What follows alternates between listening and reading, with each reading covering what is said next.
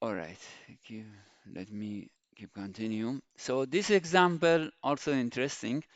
Demonstrate the electric stress distribution in a 100 kilovolt single core lead sheeted cable containing two layers of dielectric insulation with different relative permeabilities. So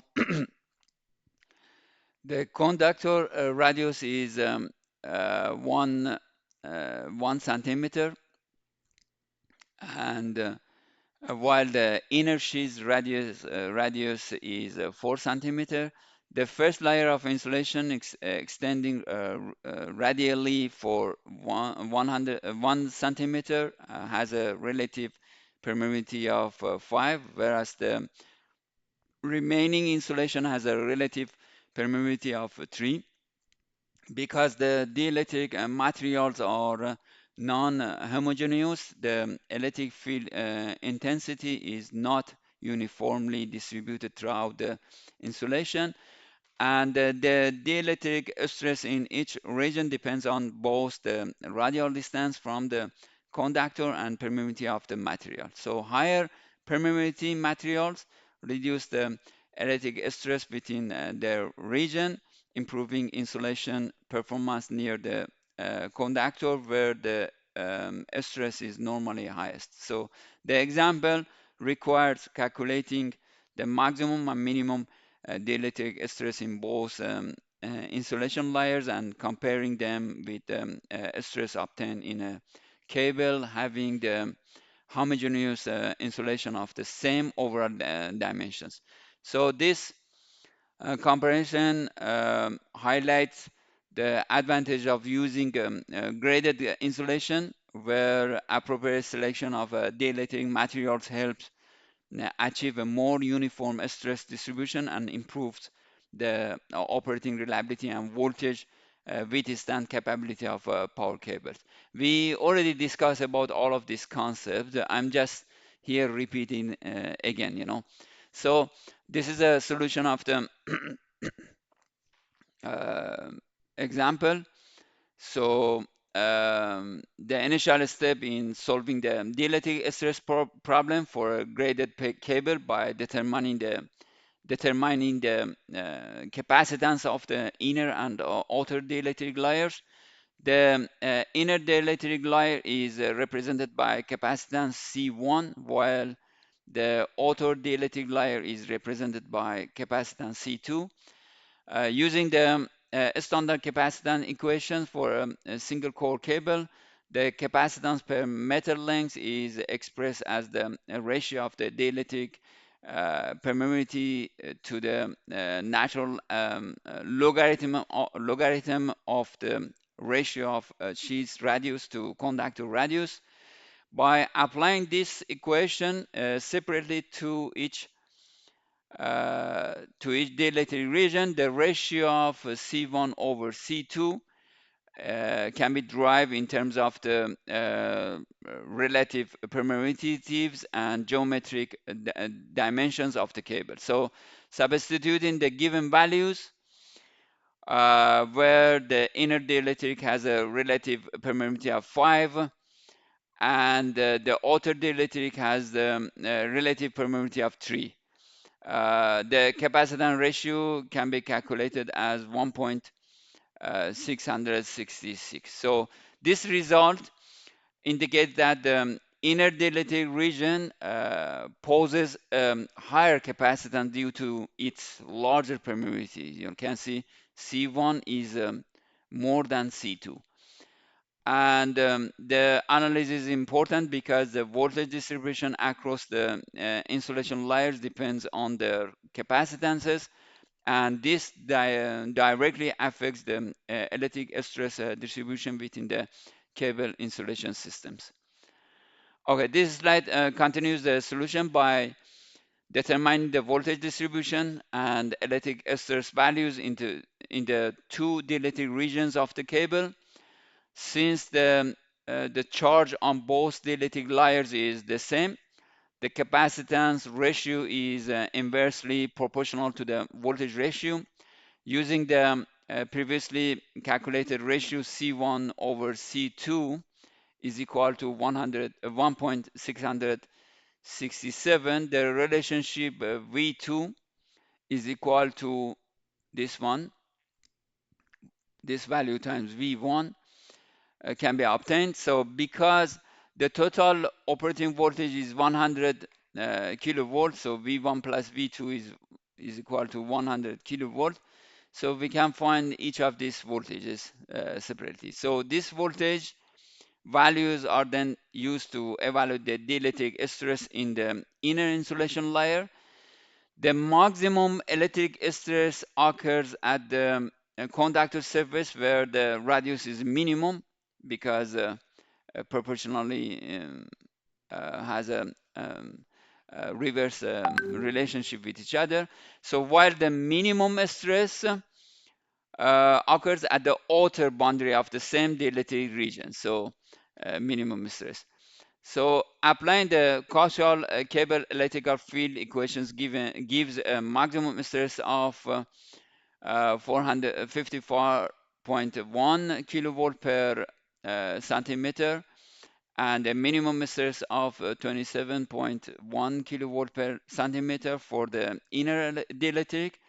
The slide also highlights the general expressions for maximum minimum electric stress in a coaxial cable system, emphasizing how stress decreases with increasing radial distance from the conductor. So this analysis demonstrates the importance of voltage grading in controlling the electric stress and improving insulation performance in HV cables. So let me. So in this slide, I want to compare the dielectric stress distribution in a cable with graded insulation and homogeneous insulation. So for the graded insulation case, the maximum and minimum electric stress can be calculated for the second insulation layer using the cable dimensions and operating voltages. And the results show that the stress is more uniformly because uh, uniformly distributed with E max 2 is equal to 45.1 kilovolt per centimeter and E min 2 is equal to 22.5 kilovolt per centimeter. In contrast, the homogeneous insulation case produce a much higher maximum stress of 72.1 kilovolt per centimeter, while the minimum stress drops to 11 kilovolt per centimeter. So this demonstrates that graded insulation improves the utilization of insulating materials by reducing peak dielectric stress and providing a more balanced electric field distribution, which enhances the reliability and performance of HV cables. This is very important point. This question is very close um, to your questions in major two. So, but regarding these questions, we need to have some introduction. That's why I included again those questions here. This slide. So this slide also presents an example of capacitance. Sorry. Uh, Capacitance and dielectric stress analysis in 120 kilovolt 50 hertz single core underground cable with lead sheets construction. The cable dimensions including conductor radius, intersheath radius and outer sheath radius are provided along with the dielectric constant and cable length. The problem requires calculating the capacitance of each dielectric layer, the total capacitance, and the maximum electric stress at the intersheath and the intersheath potential needed to reduce the conductor surface stress to a safe operating value. So The maximum also, this example also evaluate the total kilovolt amp requirements associated with the intersheets arrangement. This analysis demonstrates how intersheets can be used to improve voltage distributions, reduce dielectric stress, and enhance the overall performance and reliability of HV underground cables. So this slide shows the calculation of the capacitance for a single core underground cable with an intersheets arrangement, as I told you before. So first, the capacitance of the two dielectric sections are calculated separately using the cable capacitance formulas. So here we can use these two formula. And considering the relative permeability, cable length, and sheets radius. So the inner dielectric capacitance is obtained as C1 is equal to 1.96 microfarad, while the outer dielectric capacitance is equal to 1.83 microfarad. So since these two dielectric layers act as capacitors in series, the total cable capacitance can be determined by using of the series capacitance equations, giving C total is equal to almost 0.946 microfarad. So the slide also verifies the result by directly applying the capacitance formula across the entire insulation thickness. So we can use this equation as well, producing nearly the same values you can see. So this example illustrates the effect of cable geometry and insulation structure on the overall capacitance of HV underground cables. So this is a continue of the previous question. So the C question was Emax for the inner sheets. So what is the Emax for inner sheets? So we want to calculate the maximum electric stress in a homogeneous cable insulation while neglecting the effect of the internal sheets. So using the standard electric stress equation for cylindrical insulation, the maximum stress is obtained at the conductor surface where the radius is minimum. Substituting the given value with an applied voltage of 120 kilovolt and an insulation radius ratio of 4.2 over 1, the maximum stress can be calculated as approximately 83.6 kilovolt per centimeter. So this value is significantly high and may exceed the safe operation limit of the insulation material. So the second part uh, is related to this question. The potential at ignoring the insurance must be, sorry.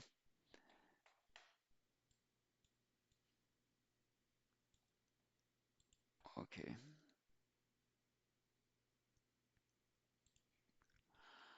The potential at which the intersheets must be maintained in order to reduce the Emax at the conductor surface to 55 kilovolt RMS per centimeter. So let me come back to the result. So the second part of this slide demonstrates how the electric stress can be reduced to a safer level of 55 kilovolt per centimeter by introducing an intersheets arrangement. Rearranging the electric stress equation allows us to determine the required intermediate sheets voltage. So by substituting the target stress value and the corresponding radius ratio here, the required intersheets voltage is found to be approximately 38.1 kilovolt RMS. So this shows that how grading techniques help distribute the electric field more uniformly inside the cable insulation, thereby improving the insulation reliability and extending cable life. You can compare these two values. Okay, this is the last question. Let me check again the question. Total kilovolt amp for part C and D.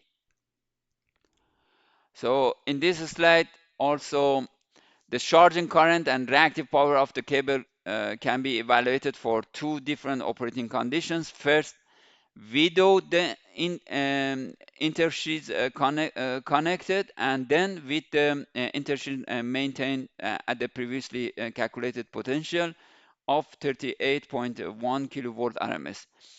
When the intersheath is open circuit, the charging current is determined using the capacitive current relation. So substituting the system frequency, capacitance, and operating voltage gives charging current of approximately 35.7 amp. So the corresponding reactive power observed by the cable insulation is therefore about 4,280 kilovolt amp. So the second part of the slide also consider the case where the intersheath is energized as 38.1 kilovolt RMS. In this condition, the total voltage is divided between the inner and outer insulation regions. The outer insulation voltage becomes 81.9 kilovolt after subtracting the intersheath potential from the total system voltage. Separate charging currents are then calculated for the inner and outer insulation capacitances. So the inner section carries a charging current of about 23.5 amp, while the outer section carries approximately 47.1 amp. So finally, the reactive power contributions of both insulation sections are added together, resulting in total reactive power of approximately 4,753 kilovolt amp. So this analysis highlights how the introduction of an intersheath modifies the voltage distribution, capacitance behavior, and charging current characteristics of the cable system. So this question is very similar to one of questions in major 2. Do you have any questions?